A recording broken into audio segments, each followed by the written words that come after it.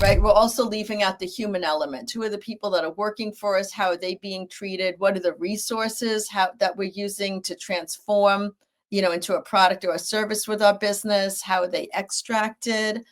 What about access? Are people able to get the products and services we're making? I can look at my customer relations. What kind of tools am I giving customers to communicate and interact with, especially in the area of social media?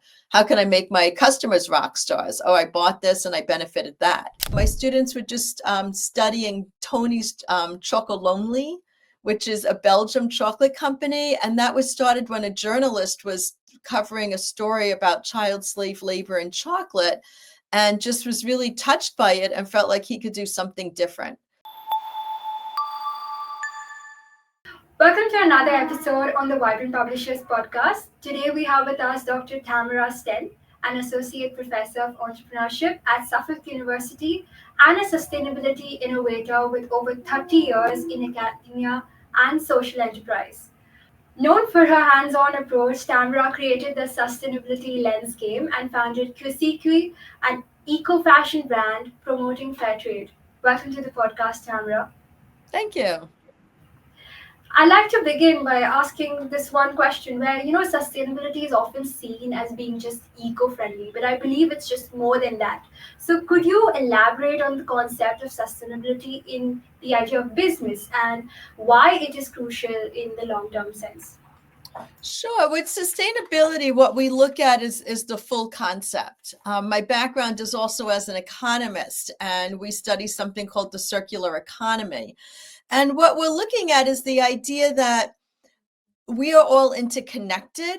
So it's not like a lot of times with business or even with our own lives, we try to have the best company possible, have the most sales, have the most exciting lifestyle. And, when we look at that individual level and we look at that in nature systems, we can think of our life or our amazing business as the most beautiful leaf on a tree, right? Because we're all connected. We all rely on each other for our own survival and well-being. Even though our life or our company might be amazing, we still need to have others purchasing our products, growing our food, developing and managing our infrastructure, right? We're all interrelated in that way. With my work, I look towards indigenous wisdom sort of as the starting point of my work, because when we look at sustainability, we think about where do we see the most evidence of sustainability? And we think about, even ourselves as the human race or our ancestors, how for hundreds of thousands of years our ancestors survived and brought us forward to where we are now. What were the principles that they were using that helped them to survive for hundreds of thousands of years, where now we're struggling in the last few centuries, just to keep our heads above water here. And we're running into a lot of practices that aren't really looking like they're going to give us a predictable, stable future. So when you look at the ancestors and how the ancestors have done things, this idea of connectivity and the leaf on the tree, what they say is, without the rest of the tree, you're nothing. And if you think about that, you need the tree to hold that beautiful leaf up, right? And to feed it, and you need the sun to give it energy and the roots to bring it water.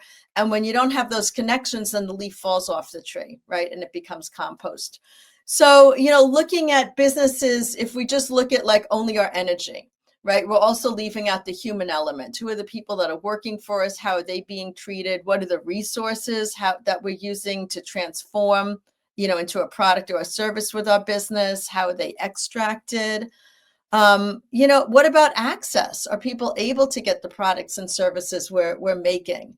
And what kind of policies are we standing up for? Because business has a lot of power to influence decision, and how are we using our power to do that? So I think businesses, oftentimes when we think about sustainability, we think just about one aspect, but there's really four, because we're all part of a working society together and we're all living on a single planet together. So you created the Sustainability Lens game, a tool that combines resilience with fun and innovation for businesses. What inspired you to develop this game, and could you share any example of how it has transformed companies you've worked with? Yeah, so this game came from 20 years of work as an entrepreneur. I had a sweater company called Kusikwi, and we knit sweaters. Yeah, I worked with women in the Andes Mountains. They hand knit sweaters from alpaca fiber that came from herders that had free range herds. So I started it in this very basic, knowing everybody in the supply and production chain way of working. And I did that when I was a Peace Corps, US Peace Corps volunteer in Bolivia. So as a Peace Corps volunteer, I was actually a journalist, and I was going to grad school in the United States knowing, because I wanted to continue working in development and international management. I was fascinated by it. And I knew grad school was expensive and I would need some money. So I actually started the sweater business on my own. It was outside of my Peace Corps project as something I could bring back to the United States with me to help pay for grad school. And when I went to the School for International Training up in Vermont, one of my colleagues introduced me to this idea of fair trade, which I'd never heard of. And that was back in 1999. So I looked at the rules and I met the criteria and I said, why wouldn't people be producing things in a way that they know, their supply chain, they know their workers, and they're working within culturally appropriate ways, respecting natural resources and paying people well. And I said, of course, that's how you do business. But then later I learned, that people are very often, very times, very disconnected from their production in their companies, especially in the fashion industry. If I'm designing something, I then have somebody else produce it, but I don't know the producers. So, and when you don't know who you're working with, that's when a lot of, you know, things can happen that you might not be in support of, but you don't know about, right? Corners could be skimped, workers aren't paid enough. The way your raw materials are extracted might not be in a eco or sustainable way, but you don't see it, you don't know it. Okay, so unless you take the time to find out, you're not going to know. So what I find when I have the game, when people are interested in playing the game, usually there's three different types of people. Sometimes it's a college class, you're looking to go deeper into some of their lessons. A lot of times it's a downtown development organization looking at what can we do with our downtown businesses, and there'll be a consortium of people participating in that, all different business owners. And sometimes it's organizations that are working in development that want to see how can we approach things differently. And what I find what the game does, well, with the associations and with corporations, a lot of times they'll have people from different departments coming and playing the game together. And what I find is it breaks down those silos. So it creates a lot of collaboration and cooperation. It lets people realize that we have resources we could share without it costing us more money or without having to um, change our products. It's just more changing how we're thinking about things. We work in the area of resources, where things come from, health, how people are treated, and how do we interact with our community. Exchange, how are people able to access our products? So looking at sliding scale, buy one, give one. Right? We see a lot of different ways that businesses can be creative in making sure that a lot of different people have access to what they're offering. And then policy, setting the example for doing things differently, or, being the lead on a new environmental or social way of working. So those are the kind of outcomes that I find, is it's more departments looking at each other like, oh, you do that, I do that too, or why don't we work on this together, or downtowns creating events and collaborating together and sharing resources. And then with college students, I find it gives them a way to think more creatively about the businesses that they're developing. Got it. So, because you worked with a variety of people, I imagine sustainability or implementing that could look very different at different stages. And then, does sustainability, in a way, is it differential between, say, let's say, a startup versus an established business? And then, how can those companies at various stages begin to implement sustainable practices effectively? Yeah, so that's a really great question. The benefit with startups is you're starting fresh, right? You can make your own choices of how you work with things. So I find this game works very well with startups. And when I work with my students, all of them play this game as they're starting up their businesses. And it gets you already thinking in that area of, okay, who can I collaborate with, right? The game starts off with the story of a lemonade stand for someone that doesn't have a business idea at all, a lemonade stand in a farmer's market. And, that squeezes lemonade and sells it for $4 a cup. And how can you make that into something more? And as you go through the game, it's based on the business model canvas, which I think a lot of people and businesses work with today. And we actually have a new version coming out in 2025 that's all cards. So just a deck, and it makes it really portable. But what happens when you start with a startup and you're looking at your business model canvas, for example, and you're looking at your activities and your resources, you can choose, well, who am I going to hire? Is there a disadvantaged group of people that could really benefit more from me hiring them than just the general public? If I work with a disadvantaged group of people, are the organizations that support them also going to be helping me with my business because I'm helping them by giving employment to their population? I can look at my customer relations. What kind of tools am I giving customers to communicate and interact with, especially in the area of social media? How can I make my customers rock stars? Oh, I bought this and I benefited that, right? It makes people feel good. Looking at the channels, how my product's delivered, collaborations. A lot of times, if I'm out there, maybe establishing a more deep relationship with an organization or an individual, they can help me with my business. And when you're looking at established companies, it's actually very similar things because they already have their departments set up and they have their supply lines developed. This would be a switch, an addition, maybe a new initiative. For example, one of my students right now comes from a family of fabric producers in India. And the project she's working on is bringing an organic cotton fabric into their production, because I teach a family business class. So and that works out really good because they already have the infrastructure there to be able to create the cloth. They just haven't used the organic cotton as a resource, and it's there. It's available. They just never thought of doing it. So that's what we find when we start introducing the sustainability lens, is people are introduced to ideas that they never thought of. What happens if people ride their bikes to work and they can get a discount? Or what happens if you pay someone to do 2 hours of volunteer work a month? And suddenly now they're a lot more committed to the company and they feel a lot more heard and seen, and you have less people leaving the organization.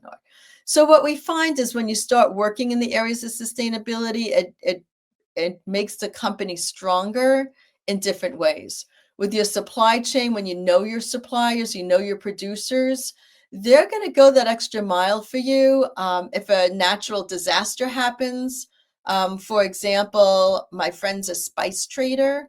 And when we had COVID and all of the production routes and distribution routes shut down, because he knew the producers, he was able to go in there and get the spices out, and ended up growing his business tremendously because he had that really close one-on-one communication with the farmers themselves, instead of just buying from a larger distributor or not really knowing your producer chain.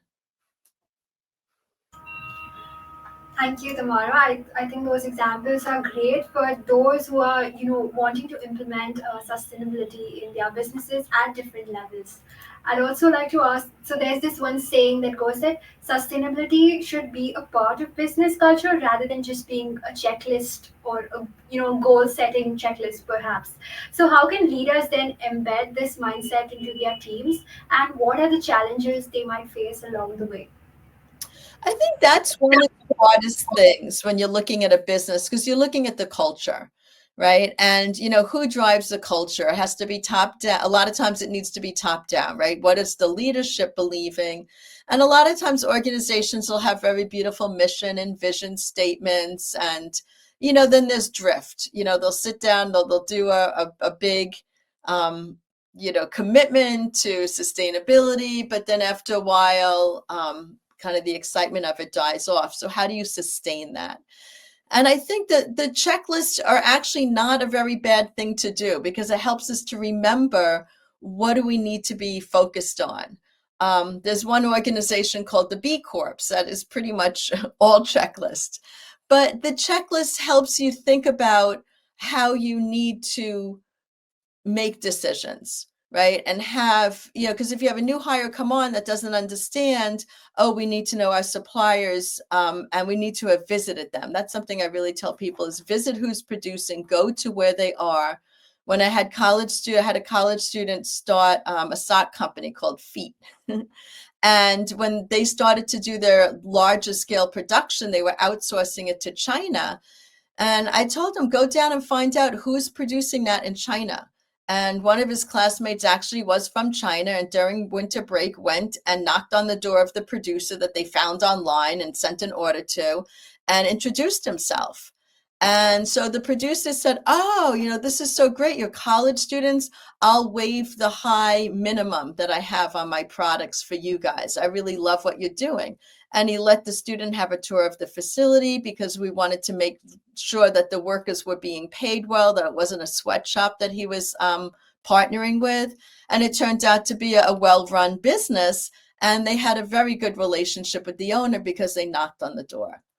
And that's really the heart of it is having those relationships and knowing who people are, right? And that's what kind of builds that strength and sustainability in the organization. So it's not just knowing where your energy comes from, it's knowing who you're working with and being responsible, right? Being responsible for all aspects of the company.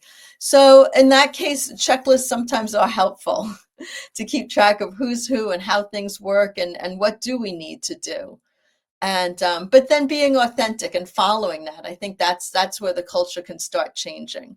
Where you see that following. New Chapter is a vitamin company near me, and something they would do is once you've been an employee for a certain amount of time, it used to be 6 months, now I think it might be 1 year, they would send you down to Costa Rica where they would source a lot of the raw materials for their natural vitamins. And that made a huge difference for the people, because now the workers, because now suddenly these ingredients and these processes that they work with in the United States has meaning because they met the people that made them, right? Equal Exchange does the same thing. The workers go down, the employees in the United States go down and meet the producers in Central South America. And those relationship buildings are really important. I think that's what's going to build the culture and trust and commitment to sustainability in organizations when people can really be involved and feel a part of it. That's very interesting. I'd like to also ask you, are there any other examples that you could give of leaders who successfully transformed their business model through sustainable practices? Are there any impactful outcomes they got out of it? Yeah, I think a lot of it is just that aha moment, right? For me, I started my company, my fair trade sweater company, just because it made sense that way. I started from the other end. I knew the producers. That I knew the producers, and then I had to go find the markets.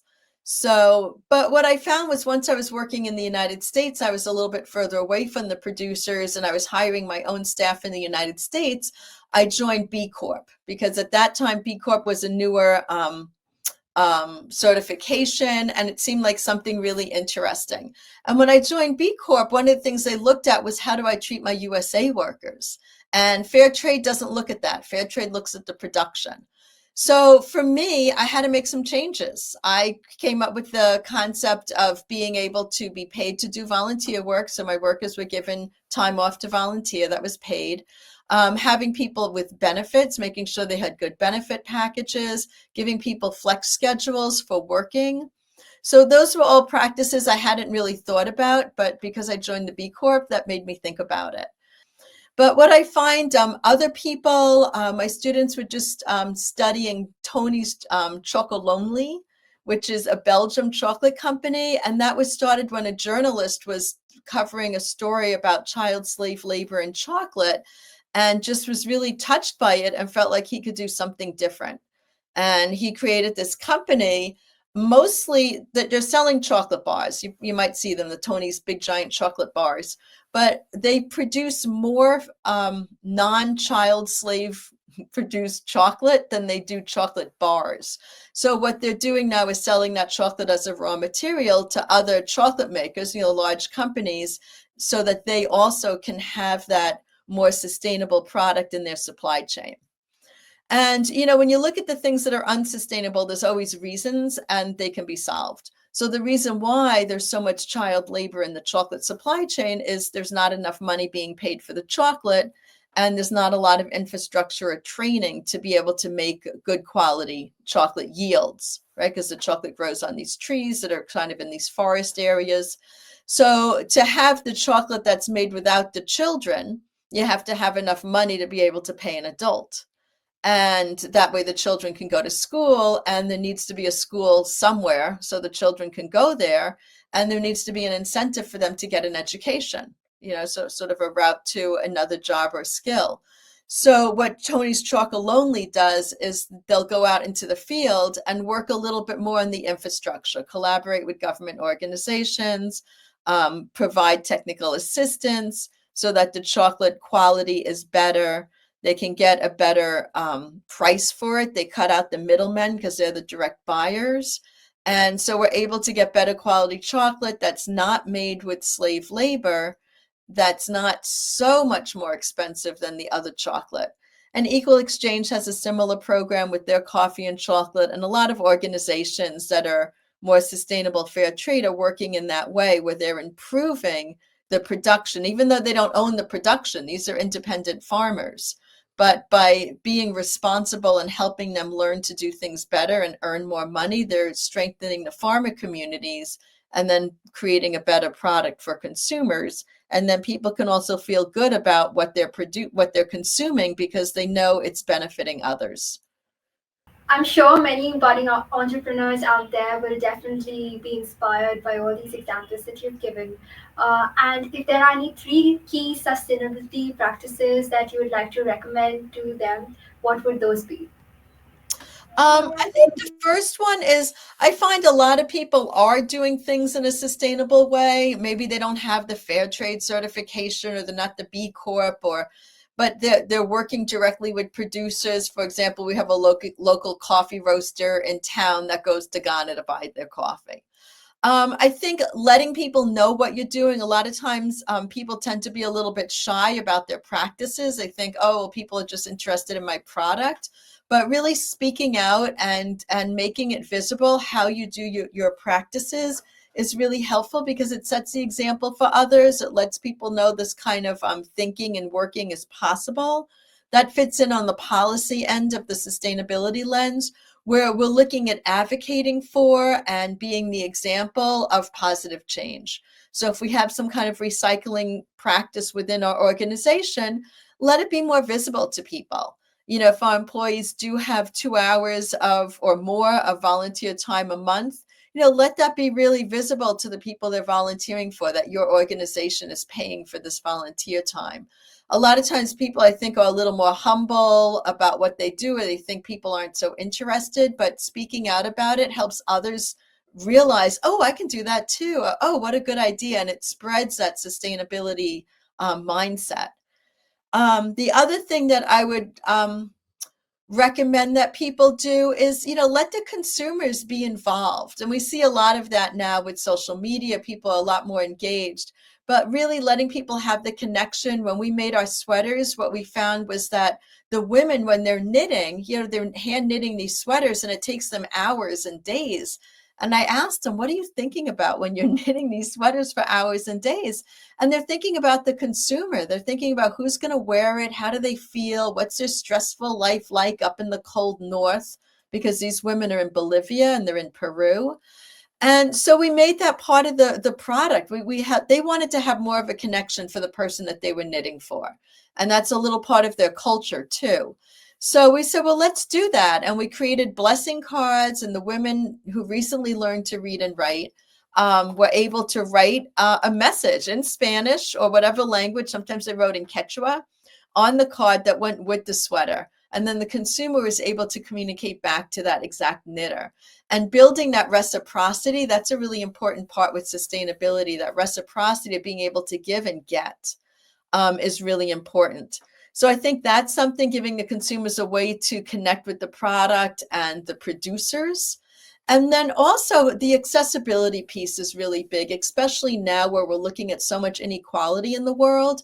And some people think, oh, well, those fair trade, organic, those are just for rich people who can afford those expensive products. But there's ways to be able to make those products more accessible. By having a buy one, give one. For example, we have a local bakery, Hungry Ghost, where you can buy a loaf of bread for yourself and then buy a coupon for someone else to get a loaf of bread themselves. And the coupons are put up on the wall, and then people that don't have a lot of money can go and grab one of the coupons and also get a loaf of bread. And they've been doing this for 20 years, and there's always a coupon on the wall. So it's having that creativity of thinking about how you can extend how people can access your products is really nice. So those are my three things, right? Thinking about building more accessibility in. One of the things that we did for our sweaters, they were expensive. So we had recycled sweaters. People could send their older sweaters back to us and we would fix them up and then resell them. And Patagonia's doing a similar project too. So you can still get the product, it costs less, but it's still accessible. So thinking about building in accessibility, building in connection with the consumers, and then speaking out about what you're doing and being an example for others. Thank you. I think those were three great points that you've chalked out. I'd like to finally wrap up with a rapid round, and you could give us a few words for every question that I ask you. So Sure. the first question is biggest misconception about sustainability. That it's difficult. Okay. And any one sustainability practice that every business should adopt. Know your producers. And finally, your final word of advice for businesses looking to embrace sustainability. Don't be afraid. Every little bit counts. If you make a mistake, okay, try again. Listen to others. Be seek out ways to do things differently. Right. Thank you so much, Tamara. I am so grateful for you to share your valuable insights. I'm sure our listeners probably have come out and learned a lot from this on how to build businesses that last through sustainability. Thank you so much, Leah. It's been a pleasure. And to our audience, thank you for tuning in to another enlightening episode on the Vibrant Publishers podcast. Be sure to subscribe to our channel for more impactful conversations. Until next time, let's all work towards a more sustainable future. Thank you. Thank you.